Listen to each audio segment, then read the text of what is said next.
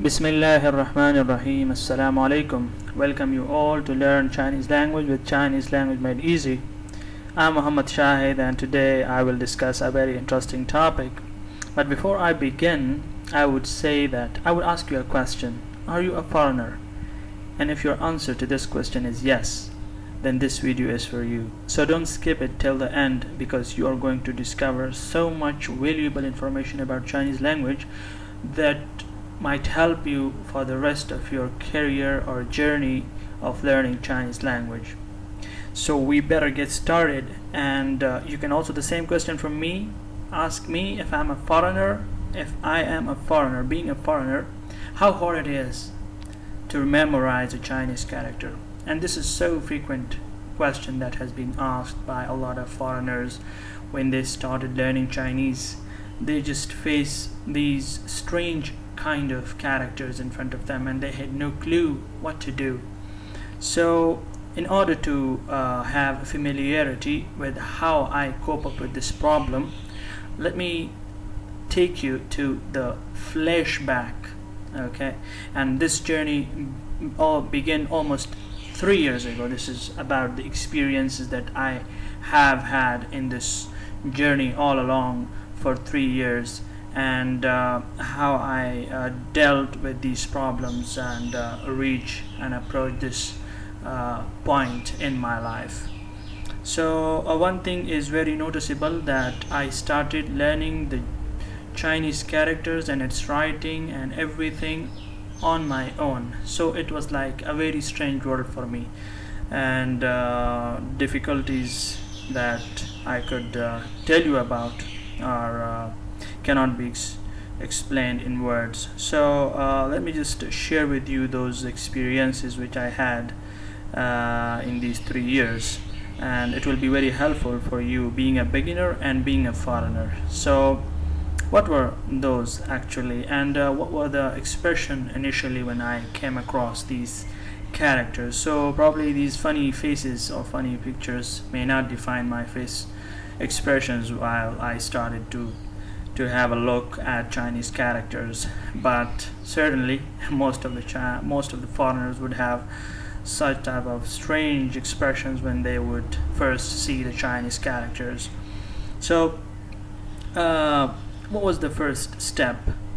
The first step was necessary in that regard, because a first step is something, if you take it, it defines your path for the destination that you have to reach. So I had no clue about the strokes of a Chinese character, the stroke writing order of the Chinese characters, but I had one thing in mind, that these Chinese characters are made of some components and I have to repeat it while writing. So I started repeatedly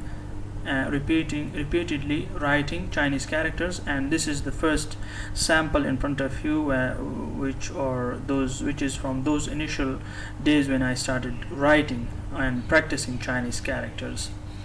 So I was not too experienced with that, but I never stopped repeating and writing and practicing these characters over and over again, and these are some other examples. And it actually boost my energy whenever I used to write these characters.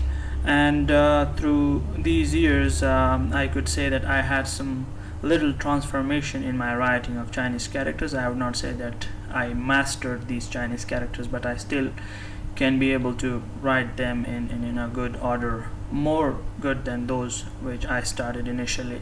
So here are some examples for you. But repeatedly writing is not the only thing that I relied upon. I just try to experience more different things when my knowledge about Chinese language was enhanced and improved. So what were those actually? So I will tell you the tricks which helped me a lot in sharpening my memory. So here are some examples for you which you could take it for examples. So this is an ice, and which in Chinese language is known as bing, bing, bing, with first on bing, ping means ice, and I added something with it. And what is it? It's a box. Okay, normally we put something inside a box, but that could be any random thing. We could put it in a box, and a box in Chinese language is known as xiang. Xiang means box. Okay, so when ice, are we going to put this ice in this box? No, definitely not. But it has a relation. And how did I connect these? When ping and xiang are connected together, it makes a refrigerator. And a refrigerator in Chinese language is ping xiang, ping xiang, ping xiang, ping xiang. So this was one of the major breakthrough in the learning process of Chinese language and the Chinese characters especially, which made my memory sharp in remembering these characters. And here is another example. Here it is a sign of electricity, and electricity in Chinese language is known as dian. Dian means electricity, and I added something with it. Oh, I added brain with it. Okay, and brain in Chinese language is now means brain, and it made something for me, and that is known as a computer. Okay, so a computer is a super brain. But we can say that it is something, is an electric brain. So if you shut down the electricity or cut off the electricity from it, this brain will not work. So it is an electric brain which works for you and solve a lot of problems for you.